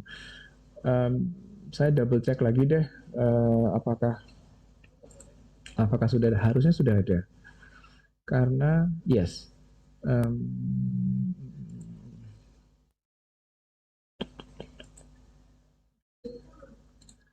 So buku Shirvani Urban Design Process ini, untuk apa? Sorry, lali kata klik share. So buku Urban Design Process oleh Shirvani bisa diakses di sini. Ini adalah kelas. Oh come on. Ini adalah kelas C. Arvin kelas B. Kelas B, Jangan-jangan. kelas B. Oke, sebentar. Seingat saya sudah saya unggah di kelas B juga karena setiap saya unggah di satu kelas, materi tersebut saya import ke kelas yang satunya. Makanya saya bilang kalau kelas B dan C mulai sesi saya ini harusnya identik, harusnya. But we'll see. Karena kadang-kadang proses import di classroom ini suka bermasalah gitu. Saya punya pengalaman buruk yang ketika saya ingin mengimport malah malah materi satu semester hilang semua. No good. Yes, Shirvani Urban Design Process sudah ada di situ. Jadi itu bisa diakses kalau perlu referensi tambahan atau rujukan tambahan atau perlu mengingat-ingat kembali juga ada rekaman kuliah minggu lalu. Kita juga membahas tentang elemen-elemen yang digagas oleh Shirvani gitu. Oh, baik Pak, terima kasih. Mohon maaf tadi masih belum ngecek sampai atas. Saya kira masih di inventarisasi minggu 12. Dia nggak di atas, dia di bawah. Di atasnya inventarisasi ya. Oke, good. Ada lagi mungkin yang ingin ditanyakan?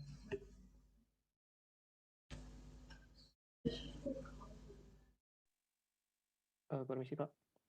Silakan, Pak Is. Ya, saya Faiz, NRP 44 dari kelas B. Mau tanya terkait materi yang tadi Pak. Jadi begini, suara saya masuk kan? Halo. Masuk. Iya masuk. Oke. Maaf. Jadi tadi kan Bapak sudah menjelaskan ya bahwa terkait kriteria itu ya, yang mana kita semua paham jadinya kalau bahwa kriteria itu nggak bisa disamakan tuh antar satu daerah dan daerah lain. Dan kemudian Bapak juga menunjukkan bahwa di Indonesia kriterianya bagaimana gitu, dan Bapak mencari jurnal-jurnal gitu, dan akhirnya kan sedikit gitu, bahkan hampir tidak ada gitu. Nah, mungkin dengan adanya regulasi yang berkait dengan RTPL tadi, saya belum pernah membaca jujur, cuma yang ingin saya tanyakan, nah itu regulasi itu tuh berdasarkannya dengan apa gitu? Padahal di Indonesia sendiri belum ada kajian yang mengenai kriteria-kriteria itu gitu, atau jangan-jangan atau bahkan di regulasi itu tidak membahas terkait kriteria itu gitu. Terima kasih, Pak. Okay, good question. Saya kembali share screen deh kalau gitu.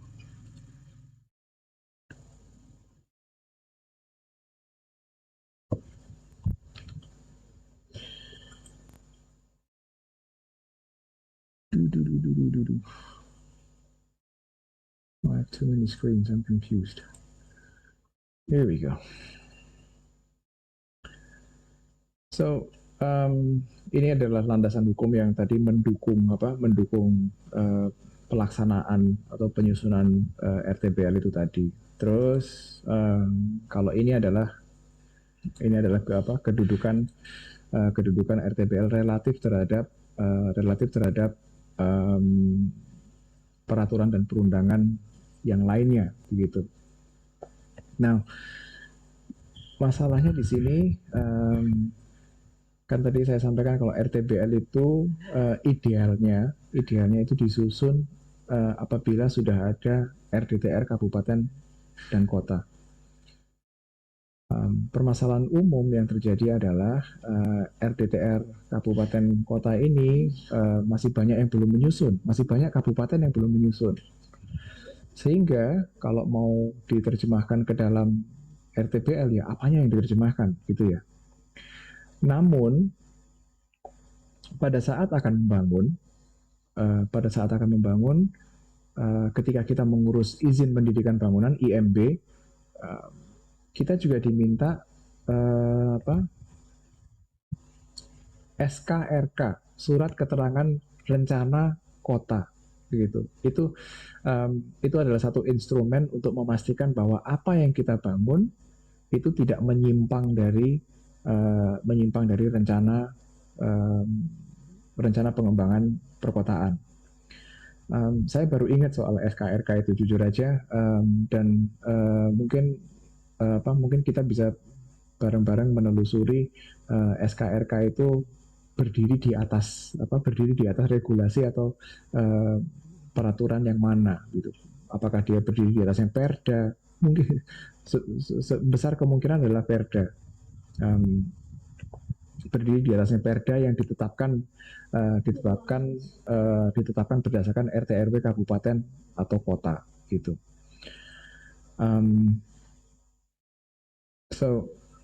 Terus mungkin pertanyaan berikutnya oke, kalau sudah ada SKRK berarti itu adalah instrumen pengendali sementara yang sifatnya temporer selama RDTR dan RTBL belum tersusun gitu. Kalau kita mau mengupas Permen PU nomor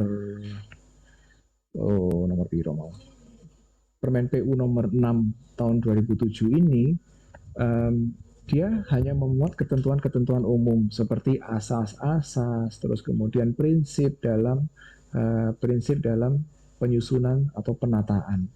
Kemudian dia juga memuat ketentuan-ketentuan tentang peralihan, upaya pengendalian dan sanksi-sanksi gitu.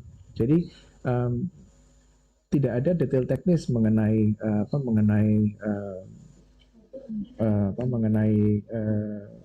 rasio luas bangunan dan lain sebagainya, itu nggak ada. Dia sangat normatif gitu ya. Kalau pengen lebih teknis, maka kita perlu merujuk langsung kepada peraturan-peraturan tentang pendirian bangunan dan gedung, jalan dan lain sebagainya. Tentunya kita juga nggak bisa merujuk pada undang-undang karena undang-undang itu berada nun jauh di sana, nun jauh di atas sana gitu. Sehingga dia tidak sifatnya nggak operasional, dia hanya konseptual dan sangat normatif gitu. Mungkin yang dirujuk adalah standar tentang bangunan gedung. Kalau itu saya ingat saya pernah lihat panduan bangunan dan gedung itu atau standar bangunan dan gedung itu yang ditetapkan oleh PU. So you might want to look into that gitu ya. Dan mungkin keterangan saya juga sekaligus memberikan kesan bahwa selama ini proses pengembangan fisik lingkungan perkotaan itu berjalan semi organik gitu ya. And you're right. Anda benar jika berpikiran demikian karena again tanpa adanya dokumen RTBL ini, maka yang dijadikan pegangan adalah SKRK itu tadi, surat keterangan rencana kota yang berlandaskan Perda atau RT RW kabupaten kota. Jadi iya masih organik tentunya. Kita nggak bisa menunggu ketersediaan dokumen-dokumen seperti ini dan kalau kita terus-terusan menunggu dokumen seperti ini, maka ada kemungkinan proses pembangunan, baik itu pembangunan manusia maupun pembangunan dari aspek ekonomi dan pengendalian lingkungan dan lain sebagainya mungkin akan terhambat begitu. Sehingga mekanisme itulah yang digunakan gitu.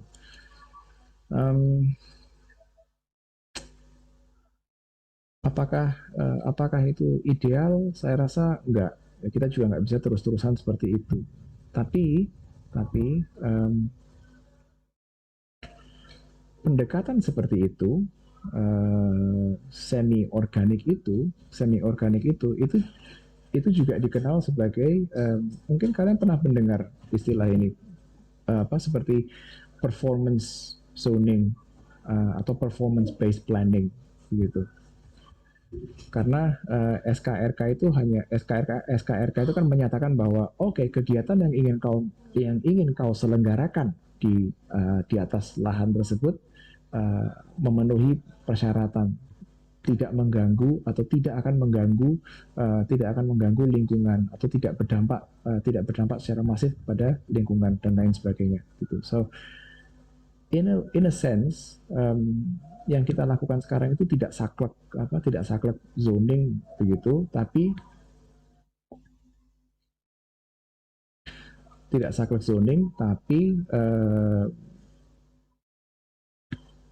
lebih kepada itu tadi, lebih kepada performance zoning. Although mungkin kita tidak menyatakannya secara pemerintah tidak menyatakannya secara eksplisit gitu. So ya, itu pertanyaan yang bagus sekali. Makasih Arvin. Tadi kayaknya ada pertanyaan lain deh, tapi saya lupa apa.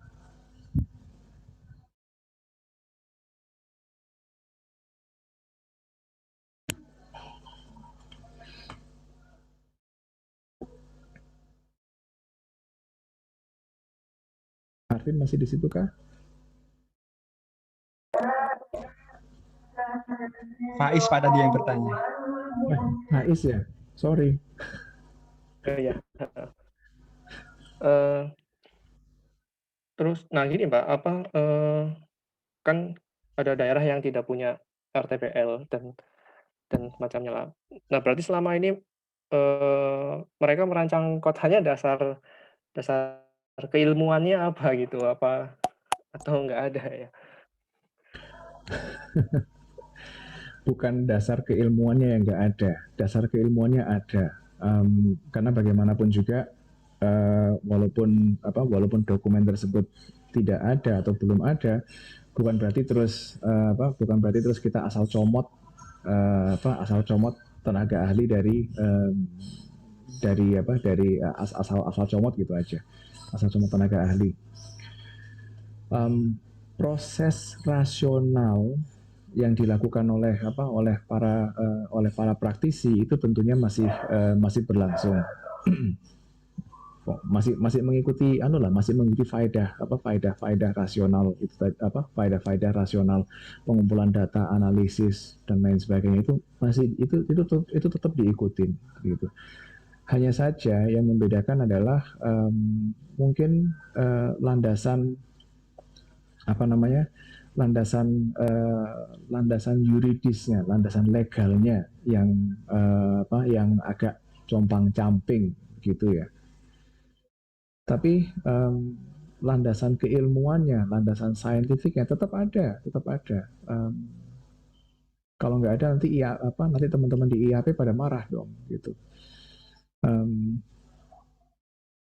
Tapi gini, dalam pelaksanaan pembangunan, baik itu skala baik itu skala kawasan, kota, atau yang skala kecil aja, skala rumah gitu aja, hunian.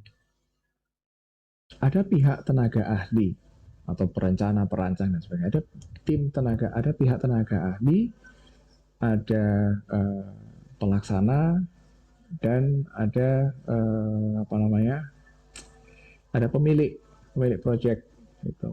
Nah, dalam hal ini pemilik proyeknya adalah pemerintah, sehingga mereka lah yang berkewenangan untuk mengeluarkan regulasi yang mendukung atau mengisi kekosongan regulasi-regulasi di bawahnya gitu. That's one. Apakah itu tidak menjadi penyalahgunaan kekuasaan dan lain sebagainya? Well, mereka dalam menerbitkan regulasi itu sendiri pasti akan merujuk kepada regulasi di atasnya, pasti akan berkonsultasi pada badan yang di atasnya, idealnya begitu. Sehingga misalnya kegiatan ini itu sesuai nggak dengan program, misalnya di Kabupaten X begitu ya, Kabupaten X Provinsi A. kegiatan yang dilakukan oleh Kabupaten X ini, rencana kegiatan kami ini apakah sesuai dengan program yang dicanangkan oleh Provinsi A? Mereka tentunya akan konsultasi. Kalau iya, maka dikeluarkanlah surat-surat keputusan atau peraturan bupati, peraturan wali kota yang mendukung kegiatan pembangunan tersebut. Gitu. So I guess di dalam proses legalnya mungkin seperti itu yang terjadi. Tentunya di setiap daerah punya approach atau pendekatan yang berbeda-beda gitu. Itu saya ceritakan dalam konteks ilustrasi kondisi ideal dalam lingkungan yang non ideal gitu. Idealnya tetap merujuk pada program di atasnya. Selama itu masih selaras, maka ya udah nggak apa-apa dilakukan aja. Karena again kita nggak bisa menunggu disediakannya atau ketersediaan dokumen-dokumen seperti ini dan proses pembangunan itu mungkin bisa dibilang proses pembangunan itu nggak akan bisa menunggu terlalu lama ketersediaan dokumen-dokumen seperti ini. Tapi kembali lagi, landasan ilmiahnya pasti masih ada. Oleh sebab itu ada ikatan-ikatan ahli itu tadi. Hanya saja yang missing, yang hilang atau yang bolong-bolong itu adalah landasan-landasan yuridis atau landasan-landasan legalnya itu tadi. So, moga-moga itu semoga itu bisa membantu menjawab pertanyaan Faiz. Ya, terima kasih Pak atas jawabannya. Cool, sama-sama. Ada lagi mungkin yang ingin bertanya soal ini. Beberapa waktu yang lalu saya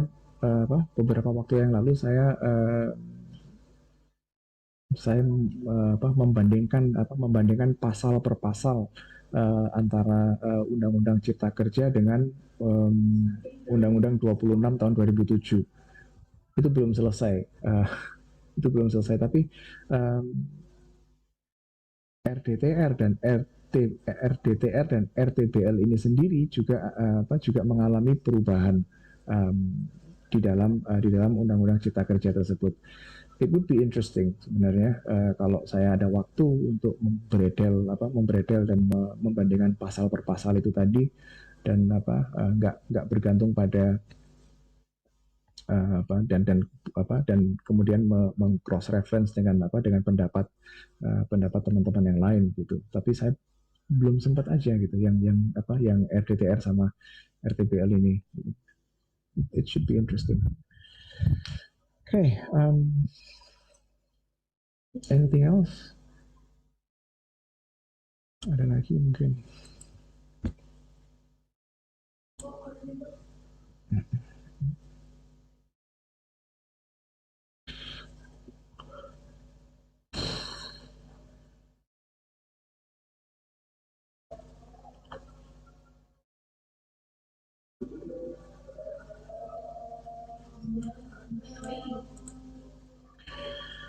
Oke, kalau nggak ada lagi yang ingin bertanya, saya ingatkan kembali untuk segera membentuk kelompok untuk keperluan pengerjaan tugas laporan dan presentasi itu. Again, kalau bisa hari ini sudah ada daftar kelompoknya sehingga saya, Pak Ardi dan Pak Yusuf bisa membagi who gets who begitu, siapa yang dapat siapa gitu.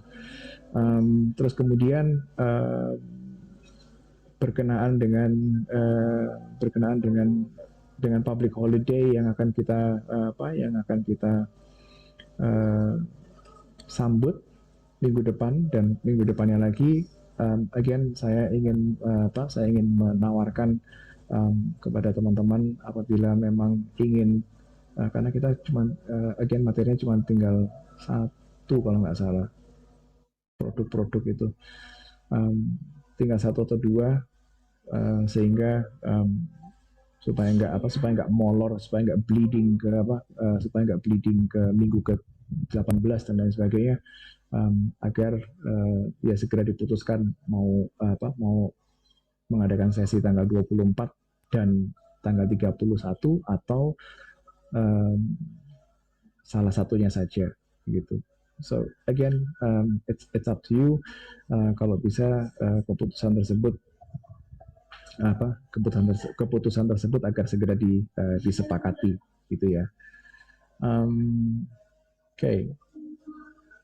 Kalau sudah nggak ada lagi yang ingin disampaikan, saya ingin mengucapkan terima kasih atas kehadiran teman-teman sekalian di siang sore hari ini. Ya, good luck dalam